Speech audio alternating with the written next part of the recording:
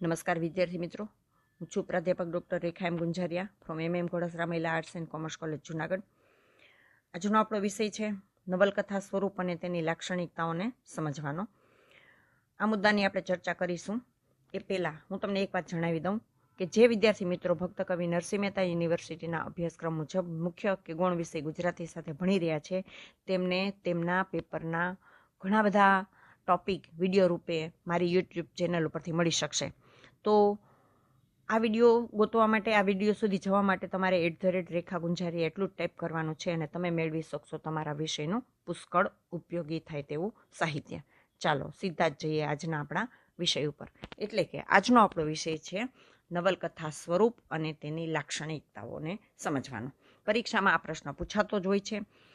અર્વાચીન ગુજરાતી સાહિત્યના જે કેટલાક સાહિત્ય સ્વરૂપો છે એમાંનું એક સ્વરૂપ નવલકથા છે અને પરીક્ષાની અંદર એટલે કે વાર્ષિક પરીક્ષાની અંદર પૂછાતો આ મહત્વનો પ્રશ્ન છે. અને પ્રશ્ન આ જ શબ્દોમાં પૂછાતો હોય છે, નવલકથા સ્વરૂપ અને તેની લાક્ષણિકતાને સમજાવો, અથવા તો નવલકથા એટલે શું તે સમજાવી તેની વ્યાખ્યા આપી અને તેના ઘટક તત્વોની ચર્ચા કરો. લાક્ષણિકતાનો પર્યાય શબ્દ છે ઘટક તત્વ, એટલે નવલકથા સ્વરૂપ અને તેની લાક્ષણિકતાને સમજાવો એમ પણ પૂછી શકાય. અને નવલકથા એટલે શું તે સમજાવી તેની વ્યાખ્યા આપી અને તેના ઘટક તત્વોની ચર્ચા કરો, અથવા તો નવલકથા સાહિત્ય સ્વરૂપની લાક્ષણિકતા વિગતે સમજાવો એમ પણ સીધું પૂછાતું હોય છે. તો ચાલો અલગ અલગ શબ્દોમાં ભલે પૂછાય પણ તમને એ પ્રશ્નનો સીધો અને સરળ જવાબ આજે હું તમને આપવા જઈ રહી છું. આ મુદ્દાને સમજવા માટે આપણે પ્રાસ્તાવિક ભૂમિકા, નવલકથાની વ્યાખ્યા અને નવલકથાના પ્રકારો એ 3 મુદ્દાની ચર્ચા કરીશું. અને ત્યાર પછી એના ઘટક તત્વો એટલે કે કથાવસ્તુ કે વસ્તુ સંકલના, પાત્રાલેખન, સંવાદ અને ભાષા શૈલી, વાતાવરણ, શૈલી કે નિરૂપણ પદ્ધતિ અને જીવન દર્શન, અને છેલ્લે આવશે સમાપન. તો ચાલો શરૂ કરીએ આજે આપણો ટોપિક.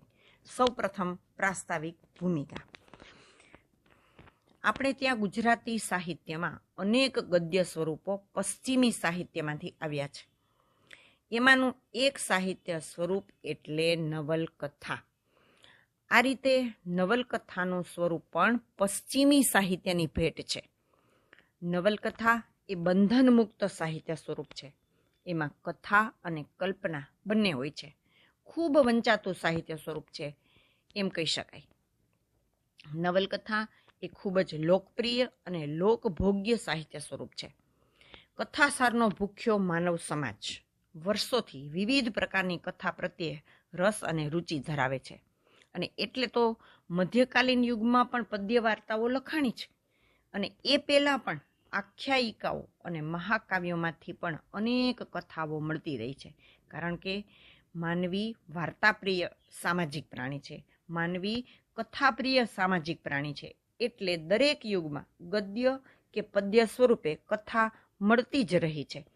આજે અર્વાચીન ગુજરાતી સાહિત્ય સ્વરૂપ નવલકથાના સ્વરૂપ અને લક્ષણોની વાત કરવાનો મારો હેતુ છે, જે આ પ્રમાણે છે, જે નીચે મુજબ છે. સર્વપ્રથમ જોઈએ નવલકથાની વ્યાખ્યાઓ. નવલકથા શબ્દ આપણને અંગ્રેજી શબ્દ નોવેલ ઉપરથી મળ્યો છે. મૂળ નોવેલ શબ્દ એક લેટિન શબ્દ છે. કંઈક નવીન રીતે કહેવું, કંઈક નવા ઉદ્દેશ સાથે નવી વાર્તા કેવી, એવો અર્થ નોવેલ શબ્દમાંથી મળે છે. મણિલાલ દ્વિવેદીએ એને સંસાર ચિત્ર કહ્યું. એટલે કે આ નવલકથા માટે એણે નવો શબ્દ આપ્યો, સંસાર ચિત્ર. તો નંદશંકરે એને વાર્તા કહી. હિન્દીમાં એ ઉપન્યાસ કહેવાયું અને મરાઠીમાં એને કાદંબરી કહેવામાં આવ્યું. અને ત્યાર પછી બહુ પ્રચલિત બનેલો એવો શબ્દ નોવેલ શબ્દ આપણને મળ્યો. બરાબર. અને એની વ્યાખ્યા નીચે મુજબ છે. પેલી વ્યાખ્યા, નવલકથા એટલે માનવ જીવનની કાલ્પનિક કથા. એડવિન મ્યુર એમણે આ વ્યાખ્યા આપી છે. બીજી વ્યાખ્યા, ગજવામાં રહી શકે તેવી રંગભૂમિ એટલે નવલકથા. કેફર્ડ નામના વિદ્વાને આ વ્યાખ્યા આપી છે. ત્રીજી વ્યાખ્યા, નવલકથા એટલે માનવ જીવનની સ્મરણ યાત્રા, કાલ્પનિક જીવનનું પુનરાવર્તન. કાકા સાહેબ કાલેલકરે આ વ્યાખ્યા આપી છે. જીવન વ્યવહારના પ્રસંગો, પાત્રો, પરિસ્થિતિ અને એમાં નવું કલ્પના મિસ્ત્રી વાસ્તવનું ઉમેરણ એટલે નવલકથા. યશવંત શુક્લએ આ વ્યાખ્યા આપી છે. અને ગુજરાત વિદ્યાપીઠના સાર્થ જોડણી કોષ પ્રમાણે નવલકથા એટલે ગદ્યમાં રચાયેલી કાલ્પનિક વાર્તા. તો આ થઈ નવલકથાની વ્યાખ્યાઓ.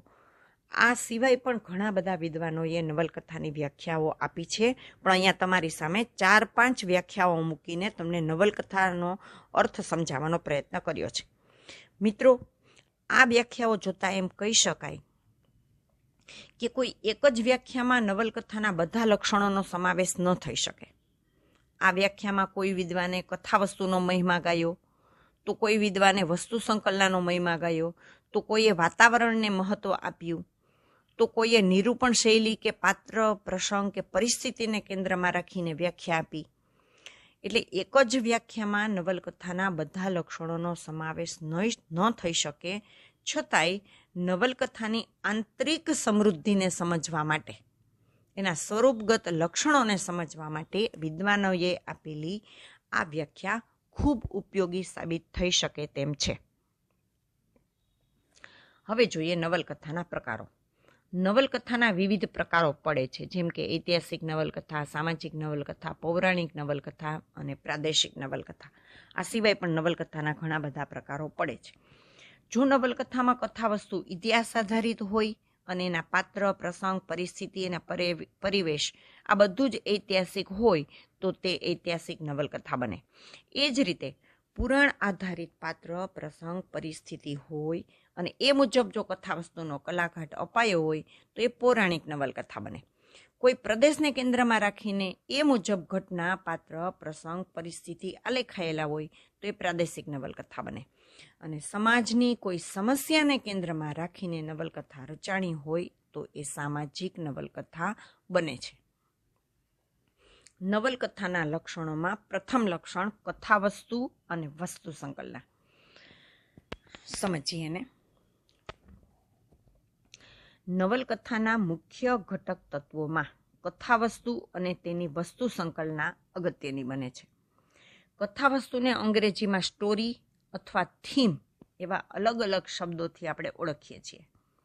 નવલકથામાં રજૂ થયેલો કોઈ એક મુખ્ય વિચાર કે કોઈ એક વાત કે એમાં રજૂ થયેલી કોઈ વિષય એ કથાવસ્તુ છે. નવલકથાકાર પોતાની આસપાસ જીવાતા જીવનમાંથી પોતાના કથાનક માટેની સામગ્રી ઉપાડે છે અને આ પસંદગી પામેલી સામગ્રીને નવલકથાનો ઘાટ આપે છે. લેખકે પોતાની નવલકથા માટે જે કથાવસ્તુ પસંદ કર્યું છે એને કોઈને કોઈ યોગ્ય વ્યવસ્થામાં ઢાળવું કે ગોઠવવું જરૂરી બને છે. બરાબર? તો કથાવસ્તુ એટલે શું એ તો તમે સમજી ગયા. હવે એ કથાવસ્તુને કોઈ યોગ્ય વ્યવસ્થામાં ગોઠવવું, એ ગોઠવણી એ વસ્તુ સંકલન. કથાવસ્તુને યોગ્ય વ્યવસ્થામાં ગોઠવવાની યોજના એટલે વસ્તુ સંકલન. આમ કથાવસ્તુ અને વસ્તુ સંકલન એ બંને નવલકથાના મહત્વના ઘટક તત્વો છે. નવલકથાના અન્ય ઘટક તત્વોને સાંકળતી કરોડરજ્જુ સમાન આ ઘટક તત્વો છે. બરાબર? ત્યાર પછીના લક્ષણોમાં સમાવેશ થાય છે પાત્રલેખનનો.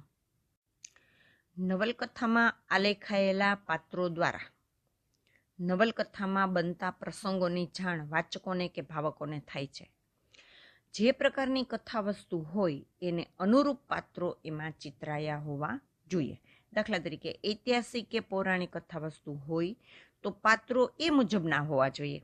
સામાજિક નવલકથા હોય તો પાત્રો એ મુજબના હોવા જોઈએ, એ સમાજના હોવા જોઈએ.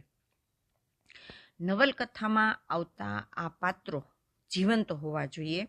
નવલકથામાં મુખ્ય અને ગૌણ તથા ખલ પાત્ર સૃષ્ટિ હોય છે. પુરુષ પાત્રો, નારી પાત્રો એમ પણ એનું વિભાજન થતું હોય છે.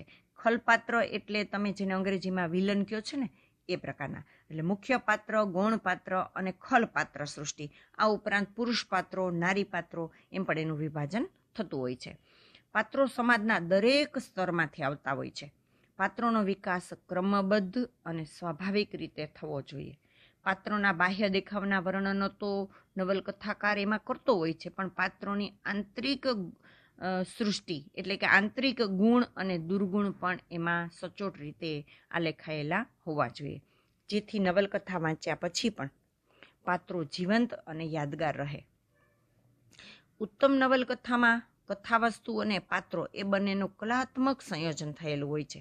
આમ પાત્રાલેખન એ નવલકથાનું નાભી બિંદુ છે એમ કહી શકાય. ત્યાર પછીનું લક્ષણ છે સંવાદ અને ભાષા શૈલી.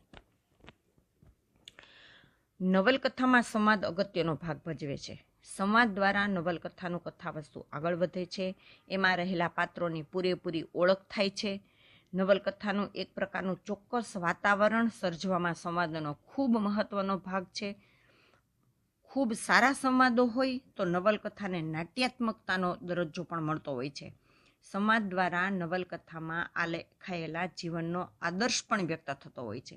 માટે નવલકથામાં સંવાદો પ્રસંગને અનુરૂપ, પાત્રને અનુરૂપ, જીવન દર્શનને અનુરૂપ અને વાતાવરણને અનુરૂપ હોવા જોઈએ. એકંદરે કહી શકાય કે નવલકથાની સફળતામાં ટૂંકા, માર્મિક, સચોટ સંવાદ ખૂબ જ અગત્યનો ભાગ ભજવે છે. નવલકથાની ભાષા. નવલકથાની ભાષા પણ પાત્રોચિત, પ્રસંગોચિત, સરળ અને સચોટ હોવી જોઈએ. કારણ કે ભાષાના માધ્યમથી જ સર્જક પોતાને અપેક્ષિત પરિવેશનું નિર્માણ કરતો હોય છે. નવલકથા રચવા પાછળનો સર્જકનો જે કાંઈ હેતુ છે એને પાર પાડવામાં પણ ભાષા મહત્વનું માધ્યમ બને છે. ત્યાર પછીનું લક્ષણ છે વાતાવરણ. વાતાવરણ પણ નવલકથાનું મહત્વનું ઘટક તત્વ છે. નવલકથા જે સમય સંદર્ભમાં લખાઈ હોય એને અનુરૂપ વાતાવરણ નવલકથાકારે રચવું જોઈએ. નવલકથા શહેરી હોય કે ગ્રામીણ હોય એને અનુરૂપ જ પાત્રો, પ્રસંગો અને ભાષા શૈલી હોવા જોઈએ. જો નવલકથા પ્રાદેશિક હોય એટલે કે કોઈ ચોક્કસ પ્રદેશને ધ્યાનમાં રાખીને લખાયેલી હોય તો એ જ પ્રદેશનું જનજીવન, ત્યાંની રહેણીકરણી, ત્યાંના ઉત્સવો, ત્યાંના પર્વો, મેળા, ત્યાંના રીત રિવાજ, ત્યાંની શ્રદ્ધા, અંધશ્રદ્ધા, એનું નિરૂપણ એ નવલકથામાં થયેલું હોવું જોઈએ. એ દ્રષ્ટિએ વાતાવરણ એટલે કે સ્થળ અને કાળ એનું માત્ર બાહ્ય ચિત્રણ જ નથી, પણ નવલકથાનું એ અતિ મહત્વનું ઘટક તત્વ છે. ત્યાર પછીનું લક્ષણ છે શૈલી. શૈલી એટલે આપણે આગળ જોઈએ એમ ભાષા શૈલીની વાત કરવાની નથી. શૈલીનો બીજો અર્થ થાય છે નિરૂપણ પદ્ધતિ. શૈલી એટલે રજૂઆત કે નિરૂપણ. ઘણીવાર જો આ નિરૂપણ એટલે કે નવલકથા છે એ લેખક કઈ કઈ રીતે રજૂ કરતો હોય છે નવલકથાને, એ મુદ્દો એટલે આપણું શૈલી કે નિરૂપણ પદ્ધતિ. તો જુદા જુદા નવલકથાકારો છે એ પોતાની નવલકથાને અલગ અલગ રીતથી રજૂ કરતા હોય છે. દાખલા તરીકે ઘણીવાર આખી નવલકથા પાત્રોના મુખે જ પ્રગટ થતી હોય છે. બરાબર. દાખલા તરીકે રવિન્દ્રનાથ ટાગોરની ઘરે બાહિરે નવલકથા, એમાં દરેક પાત્ર છે એ પોતાની વાત પોતે જ કહેવા આવે છે. તો આ પણ એક નવલકથાની શૈલી થઈ, આ પણ નવલકથાની એક નિરૂપણ પદ્ધતિ થઈ. ઘણીવાર પત્ર કે ડાયરી દ્વારા આખી નવલકથા રજૂ થતી હોય છે. દાખલા તરીકે મૈત્રી દેવીની ન હન્યતે નવલકથા. કેટલીક વાર નવલકથાકાર એક પછી એક બનતી ઘટનાને સંકલિત કરીને નવલકથા રજૂ કરતો હોય છે. દાખલા તરીકે જય સોમનાથ, મળેલા જીવ, ઝેર તો પીધા છે, જાણી જાણી અને એવી ઘણી બધી નવલકથાઓ. ઘણીવાર ચોથી પદ્ધતિ પ્રમાણે ઘણીવાર નવલકથાકાર પીઠ જબકાર પદ્ધતિથી પણ નવલકથા રજૂ કરતો હોય છે. એટલે કે પીઠ જબકાર પદ્ધતિ એટલે છેલ્લો પ્રસંગ છે એ નવલકથાની શરૂઆતમાં આવે ને ત્યાંથી એ પ્રસંગ કેમ બન્યો એ કહેવા માટે આખી નવલકથા રજૂ થાય ને ફરીથી પાછો એનો એ પ્રસંગ છેલ્લે આવે. એટલે કે છેલ્લા પ્રસંગથી કથાની શરૂઆત થાય અને પછી સમગ્ર નવલકથા રજૂ થતી હોય. આવી રીતે વિવિધ શૈલી કે વિવિધ પ્રયુક્તિથી કે વિવિધ નિરૂપણ પદ્ધતિથી નવલકથાકાર નવલકથાની રજૂઆત કરતો હોય છે. આ પણ નવલકથા સાહિત્ય સ્વરૂપનું એક મહત્વનું ઘટક તત્વ થયું.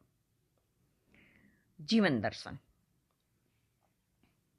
નવલકથામાં પ્રગટ થતું ચિંતન, ઉપદેશ કે જીવન દર્શન કલાત્મક રીતે વ્યક્ત થવું જોઈએ. નવલકથાકારનો ઉદ્દેશ નવલકથા રચવાનો છે, ચિંતન કે જીવન દર્શન પ્રગટ કરવાનો નથી. પરંતુ ઉત્તમ નવલકથાકાર નવલકથાના સ્વરૂપને સાચવીને કલાત્મક રીતે જીવન દર્શન પ્રગટ કરી દેતો હોય છે.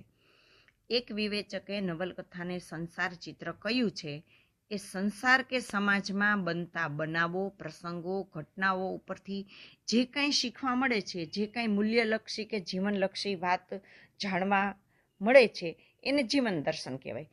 પરંતુ નવલકથાના સ્વરૂપને નુકસાન પહોંચાડ્યા વગર આ જીવન દર્શન કલાત્મક રીતે નવલકથામાં વ્યક્ત થવું જોઈએ.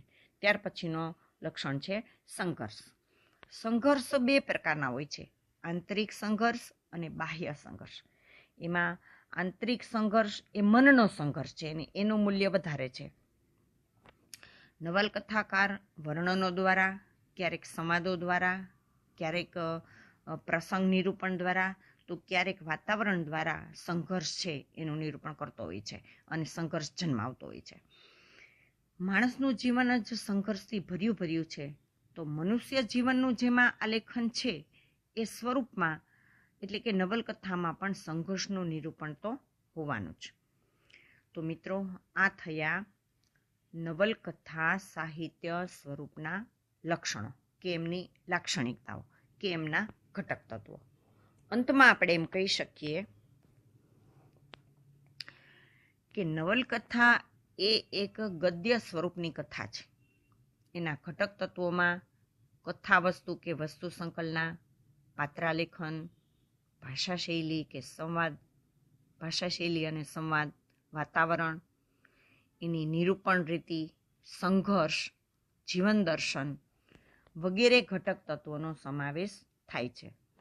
ઉત્તમ નવલકથામાં આ લક્ષણો, આ ઘટક તત્વો બરાબર રીતે સચવાયેલા હોય છે અને નવલકથાને યોગ્ય સંપૂર્ણ કલાઘાટ આપવા માટે આ ઘટક તત્વો કે લક્ષણો અગત્યનો ભાગ ભજવે છે. અંતમાં એટલું કહી શકાય, મેં તમને આગળ કહ્યું કે નવલકથા એ અન્ય સાહિત્ય સ્વરૂપોની જેમ પશ્ચિમી સાહિત્યમાંથી આવેલું સાહિત્ય સ્વરૂપ છે.